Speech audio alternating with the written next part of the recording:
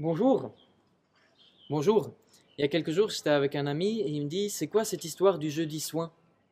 Alors j'ai compris qu'il parlait en fait du jeudi saint, mais ça voulait dire beaucoup de choses. Ce jeudi du soin, ce jeudi où Jésus, avant de mourir, pour se préparer à la mort, a voulu aller à l'essentiel, se réunir avec ses amis, communier avec eux.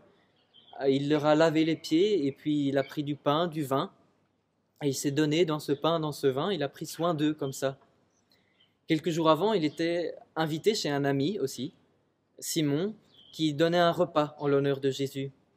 Et à ce repas, il y avait une dame, Marie, qui avait dans ses mains un parfum d'une très grande valeur.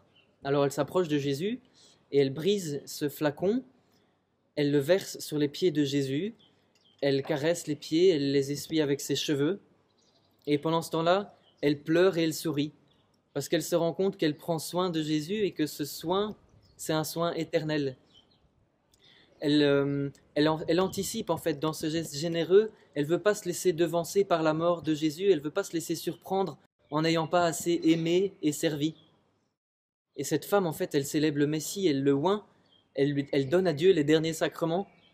Et après ça, Jésus dit, partout où vous annoncerez l'évangile, partout où vous vivrez de l'évangile, vous ferez cela en mémoire d'elle.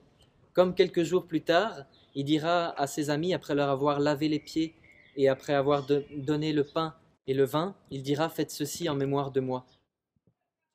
Alors moi, aujourd'hui, dans ma vie, comment est-ce que je répands ce parfum dans toute la maison? Comment est-ce que je prends soin des personnes qui sont en confinement avec moi, d'un voisin, d'une personne âgée, d'un vieil ami? Comment est-ce que je fais déjà sentir ce parfum d'éternité? Comment est-ce que aussi je reconnais et j'accepte qu'on prenne soin de moi, que Dieu prenne soin de moi, que Dieu prenne soin de toute ma personne, jusque dans mes orteils? Eh bien, je vous invite à réfléchir à cela et à briser votre flacon pour pouvoir vous aussi donner à votre tour, servir, prendre soin des autres comme Jésus a pris soin de ses amis, comme il le fait encore aujourd'hui avec nous dans le pain et dans le vin. À bientôt!